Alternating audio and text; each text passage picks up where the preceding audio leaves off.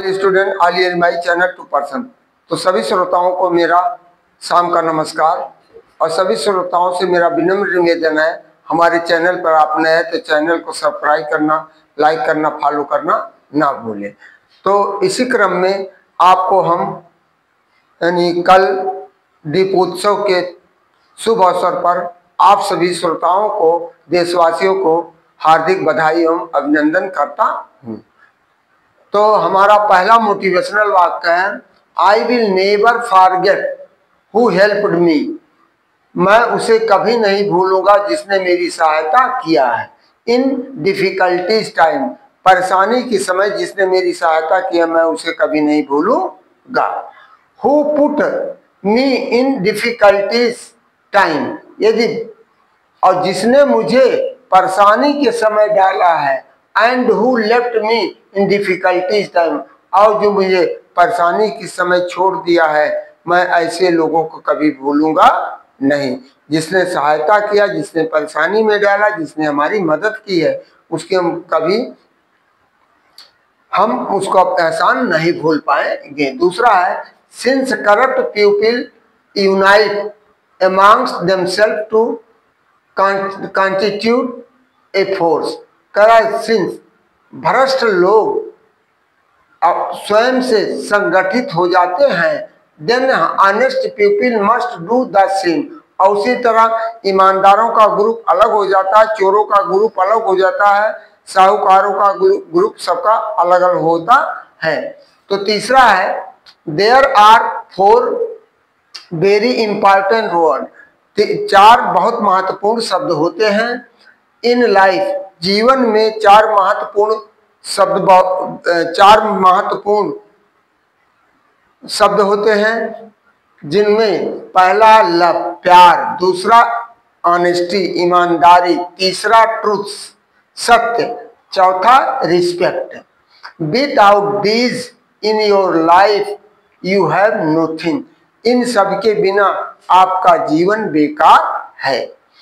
चौथा है हिंदी में, जो सिर्फ सुनता है वह गुलाम है, जो सोचता है वही आजाद है। सोच ही इंसान की असली आजादी है। सोच ही इंसान की असली आजादी है।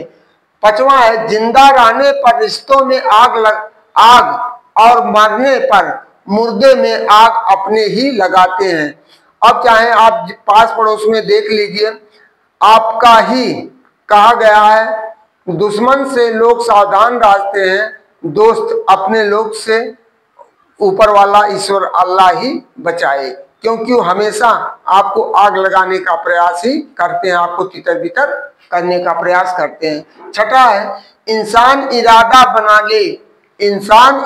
बना ले कि कामयाबी हासिल करके ही रहूंगा। इंसान इरादा बना ले कि कामयाबी हासिल करके ही रहूंगा, तो हालात मायने नहीं रखता है। चाहे जो परिस्थितियां हो, उस परिस्थितियों से निपटने का औकात रखता है। 7 है, अंधविश्वास की जड़ें इतनी गहरी है, अंधविश्वास की जड़ें इतनी गहरी है कि आदमी सच देखकर भी उसे मानने से इनकार कर देता है।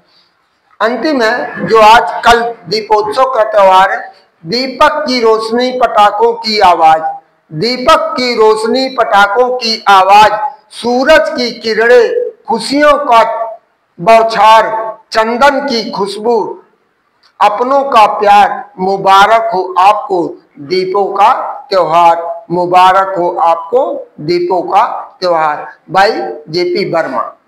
तो इस तरह हमारा आज का महत्वपूर्ण प्रश्न लेकर हम आए हैं, एक दिवसीय सभी प्रतियोगी परीक्षाओं से संबंधित सामान्य ज्ञान पर आधारित प्रश्न एवं उनके उत्तर। पहला, इसमें 2 खंडों से हमने लिया है, 2 क्या 3 खंड लगभग आ जाएंगे। भारतीय नोबेल पुरस्कार विजेता की सूची, यानी अभी तक जितने भारत में यानी नोबेल पुरस्कार जितने लोगों को मिला है, उनकी सूची आज हमने आपके सामने प्रस्तुत किया है। और उसके अलावा अन्य क्षेत्रों से संबंधित कुछ प्रश्न भी और लेकर आए हैं। अभी तक कुल जो है 10 भारतीयों को नोबेल पुरस्कार प्राप्त हुआ है, और उन्हें कब प्राप्त हुआ, किस क्षेत्र में प्राप्त हुआ, उसके बारे में हमने आपको यहाँ डिटेल में अपने वीडियो में डाला हूँ। तो 1901 से नोबेल पुरस्कार की स्थापना हुई और वही 1901 से स्थापना 1900 में हुआ और 1901 से इसे दिया जाने लगा। लेकिन हमारे देश के जितने लोग पाए हैं उन्हीं की सूची हम लेकर आए हैं और इसमें अल्फ्रेड नोबेल ने जो डायनामाइट का खोज किया था उन्हीं के द्वारा जो राशि उन्हें प्राप्त हुई थी, उसी मरने के बाद उन्होंने अपनी राशि को दान दे दिया था, उसी से इस पुरस्कार की स्थापना की गई है। पहला है रविन्द्रनाथ टैगोर, पहले भारतीय रविन्द्रनाथ टैगोर 1913 में साहित्य के क्षेत्र में इन्हें गीतांजलि पर मिला दिया गया था। दूसरा है डॉक्टर सीवी रमन 1930 में भौतिक विज्ञान के क्षेत्र में मिला था। तीसरा डॉक्टर हरगोविंद खुराना जो डीएनए आरएनए की खोज की थी और उन्हें 1968 में चिकित्सा के क्षेत्र में मिला था। चौथा अमर्त्य सेन जो ये हमारे देश के बहुत बड़े अर्थशास्त्री थे, इन्हें 1998 में अर्थशास्त्र के क्षेत्र में नोबेल पुरस्कार मिला। और पांचवा है यश चंद्रशेखर, या भौतिक विज्ञान के क्षेत्र में तमाम प्रकार के रिसर्च इन्होंने किया है, उसी के कारण इनको 1983 में भौतिक विज्ञान के क्षेत्र में नोबेल पुरस्कार प्राप्त हुआ। इसके बाद मदर टेरेसा जो यूगोस्लाविया में इनका जन्म हुआ था और भारत की आकर के नागरिकता ले ली और भारत में मिशनरी की स्थापना की और यहाँ दीन दुखियों की सेवा या बराबर करने में तत्पर रही और जिसके कारण 1979 ईस्वी में इन्हें शांति के क्षेत्र में नोबेल पुरस्कार मिला।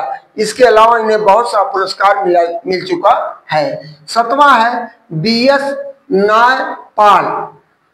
नायपाल, इन्हें 2001 में साहित्य के क्षेत्र में इन्हें भी पुरस्कार मिला है। आठवां है बीआर रामकृष्णन, 2009 में इन्हें रसायन विज्ञान के क्षेत्र में नोबेल पुरस्कार मिला है। नौवां कैलाश सत्यार्थी, 2014 में शांति के क्षेत्र में पुरस्कार मिला है। 10वां अभिजीत बनर्जी, 2019 में अर्थशास्त्र के क्षेत्र में मिला है। 11वां भारत में नोटबंदी कब हुई थी? 8 नवंबर। जो अब हम कह रहे हैं कि नोबेल पुरस्कार से अतिरिक्त जो अन्य क्षेत्रों से हमने लिया है, तो कुछ करंट अफेयर 2016 से लेकर के अभी तक, यानी मोदी जो एनडीए की सरकार बनी है बीजेपी की, वहीं से लेकर के सारी घटनाओं को हमने इसमें दिया है और 2-1 प्रश्न विज्ञान से संबंधित डाला है। तो 10वां है भारत में नोटबंदी कब हुई थी? 8 नवंबर 2016 को वर्तमान प्रधानमंत्री नरेंद्र मोदी के द्वारा किया गया था और रात को 8 कुछ मिनट पर इन्होंने घोषणा की कि 500 का नोट और 1000 का नोट अब बंद कर दिया जाएगा, वो चलेगा नहीं। 500 का और 1000 का नोट इन्होंने बंद कराया था। किसका 500 और 1000 का, 1000 का नोट बंद कराए थे, फिर 2000 के नोट चालू किए और जो उसको भी नहीं चला पाए। 12वां है पुलवामा हमला कब हुआ था? 14 फरवरी 2019 को हुआ था, जिसमें आईडीएक्स बम के द्वारा हमारे देश के 42 जवानों को शहीद होना पड़ा। 13वां जम्मू कश्मीर से धारा 370 कब हटाया गया था? 5 अगस्त 2019 को हटाया गया था। 14वां है राम मंदिर का फैसला कब हुआ? 9 नवंबर 2019 को हुआ था, 2019 को हुआ था। 16वां है, विश्व में सबसे पहले कोरोना मरीज कब और कहां मिला? 17 नवंबर 2019 को चीन में मिला था। कहां मिला था? 17 नवंबर 2019 को चीन में मिला था। 16वां क्वेश्चन है, भारत में कोरोना का मरीज सबसे पहले कब और कहां मिला? 30 जनवरी 2020 को केरल में मिला था। 30 जनवरी 2020 को केरल में मिला था। इसके बाद 17वां है, भारत में सबसे पहले जनता कर्फ्यू कब लागू किया गया था? 22 मार्च 2020 को। उस दिन पूरा कर्फ्यू लगा दिया, जनता कर्फ्यू लगा दिया गया था। लॉकडाउन जिसे कहते हैं, लॉकडाउन लगा दिया गया था। 18वां है, भारत चीन विवाद कब शुरू हुआ? 17 जून 2020 को भारत और चीन के बीच में सीमा रेखा को लेकर के विवाद शुरू हो गया। 19वां, राम मंदिर का पूजन कब हुआ? 5 अगस्त 2020 को हुआ। 20वां है, अयोध्या किस नदी के किनारे बसा हुआ है? सरजू नदी के किनारे बसा हुआ है। 21वां है, कोशिका का पावर हाउस क्या कहलाता है? माइटोकॉन्ड्रिया को कोशिका का पावर हाउस कहा जाता है। अब 22वां है, पौधों में प्रकाश संश्लेषण किस अंग में होता है? हरित लवक।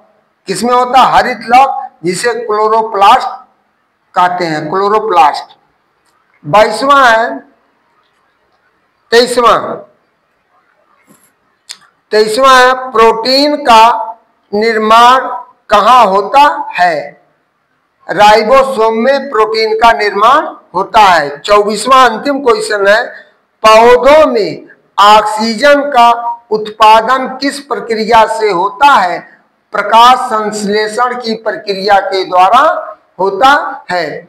जो आपके वनडे कंपटीशन संबंधित या बहुत ही महत्वपूर्ण प्रश्न है, जिसको हमने आपको बार बार मैं आपको वार्निंग देता हूं कि आप एक डायरी लीजिए, वीडियो को खोल लीजिए और क्रम वाइज आप लिखते जाइए अपने डायरी पर। एनी टाइम आप इसका लाभ ले सकते हैं, क्योंकि आपकी परीक्षाएं वनडे से संबंधित चाहे टेट का होगा, टेट का होगा, सुपर टेट का होगा या टीटी का होगा, जो सबके लिए SSC, railway, UPSC, MP, Bihar PCS, किसी के लिए आप जो प्रारंभिक परीक्षा की तैयारी जो करते हैं उसके लिए काफी लाभकारी होगा।